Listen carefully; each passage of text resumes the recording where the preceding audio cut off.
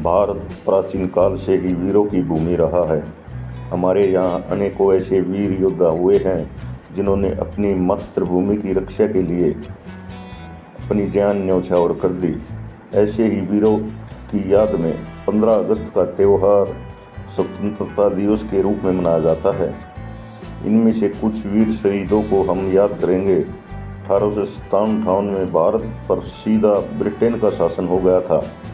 भारत में कुछ सुधार हुए, नए कानून बने, परंतु ये कानून देश के हित में नहीं थे। ये केवल ब्रिटिश सरकार को फायदा पहुंचाते थे। इसलिए इन कानूनों और सरकार के विरुद्ध लोगों में रोष था। वे अपनी आज़ादी की आवाज़ उठाते रहते थे। ब्रिटिश सरकार ने 1853 से रेल लाइनें बिछाने का कार्य शुरू कर दिया था। 16 अप्रैल 1853 को रेलगाड़ी बॉम्बे से ठाणे के बीच चलने लगी और आहिस्ता आहिस्ता यह भारत के प्रमुख शहरों तक पहुंच गई। अंग्रेज़ों ने इसका इस्तेमाल पब्लिक के लिए भी और यहाँ से वहाँ जाने के लिए शुरू कर दिया। उन्होंने सोचा था कि जहाँ भी विद्रोह होगा वहाँ आसानी से सेना और हथियार पहुँचा देंगे। लेकिन जो स्वतंत्रता सेनानी उत्तर भारत में आज़ादी की लड़ाई लड़ रहे थे, रेलगाड़ी चलने से पहले ये नहीं जान पाते थे कि दक्षिण या पश्चिम या फिर पूर्व में क्या हो रहा है। और रेलगाड़ी चलने के बाद वे देश में घूमने लगे और सभी स्वतंत्रता सेनानियों से मिलने लगे।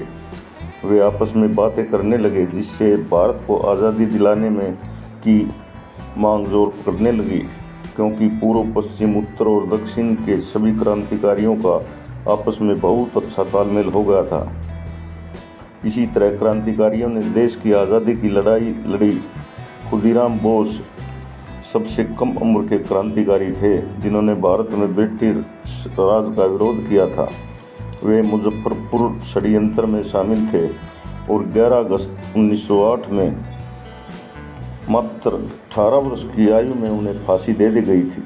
क्रांतिकारी प्रफुल्ल चाकी ने पकड़े जाने से पहले ही आत्महत्या कर ली थी। उन्होंने मुजफ्फरपुर क्लब के सामने विस्फोट किया था।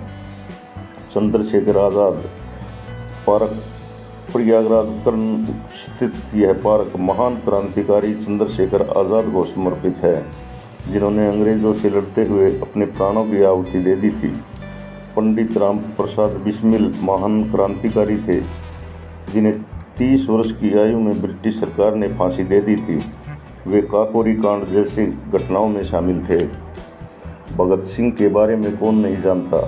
इन पर ब्रिटिश शासन के खिलाफ साजिश रचने का आरोप में मुकदमा चलाया गया था। उन्हें राजगुरु और सुखदेव के साथ 19 मार्च 1931 में फांसी दी गई थी। भगत सिंह को पहले उम्र कैद की सज़ा हुई थी, लेकिन बाद में एक मनगढ़ंत मामले में आरोपी बनाकर फांसी की सज़ा सुना दी गई थी। उधम सिंह के बारे में और उनकी महानता के बारे में कौन नहीं जानता।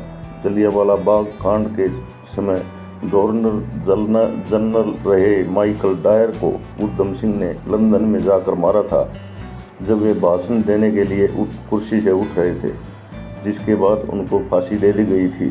बटुके केशवर दत्त महान क्रांतिकारी थे। उन्होंने भगत सिंह के साथ मिलकर असेंबली में बम फेंके थे।